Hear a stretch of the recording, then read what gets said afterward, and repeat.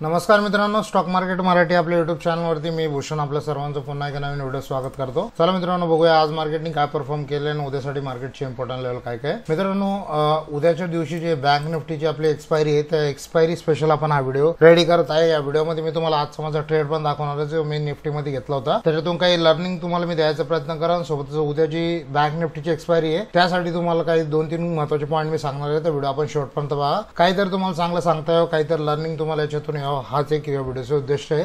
तर चला आपण व्हिडिओ सुरू करूया।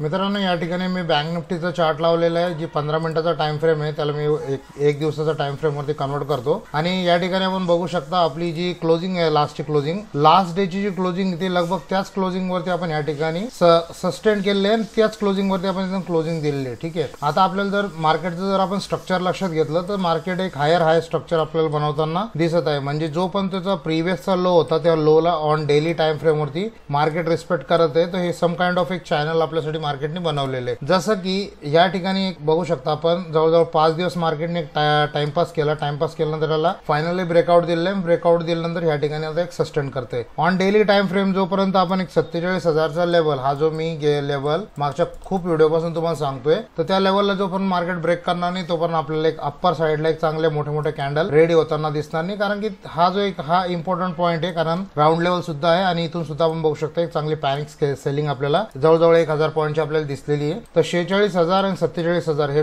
डेली टाइम फ्रेम साठी खूप महत्वाचे, या लेवलवरती आपल्याला लक्ष ठेवणं गरजेचं आहे। मित्रांनो, आता मी 15 मिनिटाच्या टाइम फ्रेम वरती घेऊन चलतो बँक निफ्टीवरती, जेणेकरून आपल्याला मला 2-3 महत्वाची गोष्टी सांगता येईल आपल्याला। ठीक आहे, आता बारीक लक्ष द्या मित्रांनो। या ठिकाणी आपण बघू शकता जी बँक निफ्टीचा आपला जो मुवमेंट आहे हे आपण एक सम काइंड ऑफ चॅनल मध्ये आपण एक ड्राईव्ह करताना आपण बघत होतो। जवळजवळ आपण बघू शकता हा मंथचा स्टार्टिंग पासून तर इथपर्यंत मार्केट ह्या चॅनलला एक चांगल्यापैकी रिस्पेक्ट करत होतो आणि फायनली याला आता ब्रेकआउट दिलेलं आहे। आता इथे जर आपण लक्ष दिलं बारीक, तर हा जो एक अप्पर पॉइंट होता, या अप्पर पॉइंटला आपण इथे सपोर्ट घेतोय। म्हणजे जो आपला अप्पर पॉइंट येतोय 46,500 ते 46,600 हा लेवल आपल्यासाठी एक स्ट्रॉंग सपोर्टचं काम करतोय। तर आपल्याला लक्ष ठेवणं या लेवलच्या वरती, म्हणजे 47,000 ते 46,600 या लेवलच्या मध्ये जेव्हा पण मार्केट इथं तुम्हाला ट्रेड करताना दिसेल, तर तो तुमच्यासाठी एक some kind of no trading zone राहील, किंवा सम काइंड ऑफ छोटा लॉस छोटा प्रॉफिट या म्हणजे या माइंडसेटने आपल्याला या लेवलवरती काम करणे। कारण की जेव्हा पण मार्केट याच्या अप्पर साइडला हिट करण, तर आपण बघू शकता इथं 47,000चा जो लेवल आहे, हा 47,000चा लेवल याला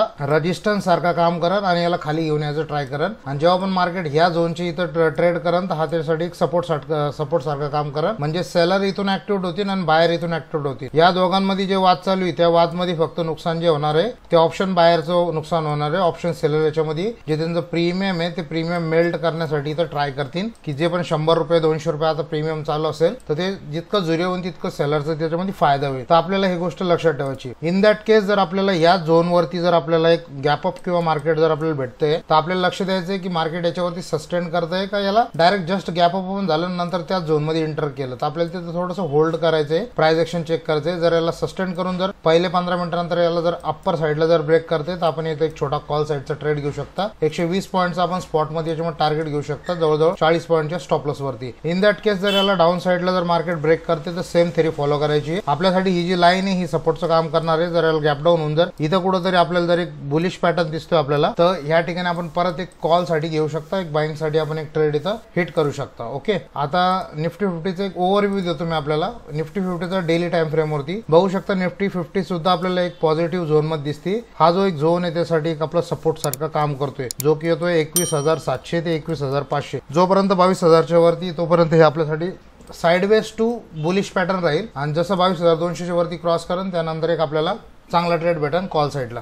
आता मी तुम्हाला आजचे माझे ट्रेड दाखवतो। मी क्वांटिटी दाखवणार नाही, फक्त मी तुम्हाला ट्रेड दाखवतो, म्हणजे त्याच्यातून आपल्याला लर्निंग घेता येईल। आज जर आपण निफ्टी 50 बघितलं, मी निफ्टी 50 मध्ये ट्रेड घेतला होता, कारण फिन निफ्टीचा आज एक्सपायरी डेट होता। इथं बघा मित्रांनो, फक्त एक मोठी आपल्याला कॅन्डल बनवलेली आहे आणि याच ठिकाणी मार्केटने पूर्णपणे दिवस स्पेंड केलेला आहे। आता मी तुम्हाला क्लिअर सांगतो, ऑप्शन्स बायरचा प्रॉब्लेम काय होतो माहिती मित्रांनो, जेव्हा ट्रेंडिंग मार्केट असतो ना तेव्हा तो छोटं छोटं प्रॉफिट घेऊन निघून जातो, ठीक आहे. पण जेव्हा साइडवेज मार्केट असतो ना तर जेवढा पण तो प्रॉफिट केलाय ना तो तेवढा प्रॉफिट तो लूज करून टाकतो, कारण मनी मॅनेजमेंट त्याचं फॉलो करत नाही, ठीक आहे. आता तुम्हाला प्रॉफिट अँड लॉसचे काही घेणं नाही, फक्त आपण एक लक्ष द्या. इथं मी 10 वाजून 1 मिनिटांनी ट्रेड घेतला, जवळजवळ 72 वरती मी ऑप्शन बाय केलं. या ठिकाणी 22,000चा पुट बाय केला, कारण मार्केट तिथून अप्पर साईडला ओपन होऊन खालच्या साईडला येत होतं, ठीक आहे. आता ओपन झाल्यानंतर हा जो आहे ना माझा ट्रेलिंग स्टॉप लॉस हिट झाला. म्हणजे मी काय करत असतो, जसं जसं प्रॉफिट वरती जातो ना तसं मी माझे क्वांटिटी पण शिफ्ट करत राहतो वरच्या साईडला. तर इथे एक ट्रेलिंग स्टॉप लॉस हिट झाला, म्हणजे इथे मी जवळजवळ 4 पॉईंट मी इथं प्लस मध्ये होतो. ओके,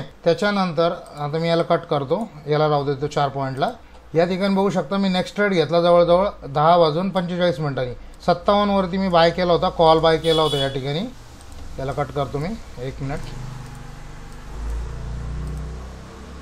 57 वरती बाय केलं तर मी 57 वरती बाय केल्यानंतर याचा जो कॉस्ट टू कॉस्ट म्हणजे अर्धा घंटा मी याला वेट केला आणि याच्यामध्ये कॉस्ट टू कॉस्ट एक्झिट झाला, कारण हा माझा ट्रेलिंग स्टॉप लॉस हिट झाला. जसं सेम मेथड माझी जी ट्रेलिंगची राहते त्याच्यावरती. नंतर थर्ड ट्रेड मी या ठिकाणी घेतला, हा जवळजवळ माझा सेटअप मॅच झाल्यानंतर 1 वाजून 13 मिनिटांनी. त्याच्यानंतर हा एक 15 मिनिटात 20 मिनिटांमध्ये हा एक्झिक्यूट झाला आणि याच्यामध्ये माझा 4 पॉईंटचा लॉस झाला. 4 पॉईंटचा लॉस झाला म्हणजे सकाळी 4 पॉईंट कमवले, संध्याकाळी म्हणजे दुपारच्या टायमाला 4 पॉईंट इथं कमवले. म्हणजे या ठिकाणी फक्त माझा 0 लॉस 0 प्रॉफिट आहे. ब्रोकरेज 3 लॉटच्या हिशोबाने मला जवळजवळ 120 रुपयाचा लमसम मी ब्रोकरेज दिलेलं आहे. म्हणजे 120 रुपयेच या ठिकाणी माझा ॲज अ ब्रोकरेज माझा मी लॉस कन्सिडर करू शकतो.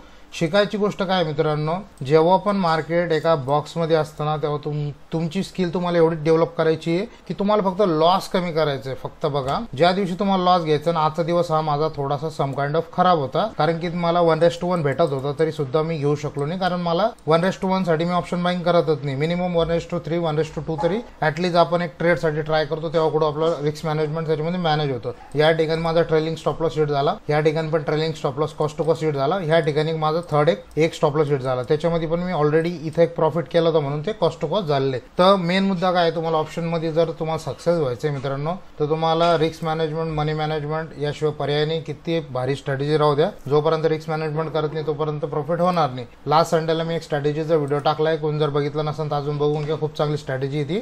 तर मित्रांनो हा होता आजचा व्हिडिओ. आय होप आपल्याला व्हिडिओ आवडला असेल. व्हिडिओ लाईक करा, चॅनलला सबस्क्राईब करा. काही प्रतिक्रिया असेल कमेंट बॉक्समध्ये देऊ शकता. थोडं शेअर करा मित्रांनो व्हिडिओ आपला. तर मी भेटतो पुन्हा एका नवीन व्हिडिओमध्ये. तोपर्यंत thank you so much. Happy trading. जय महाराष्ट्र.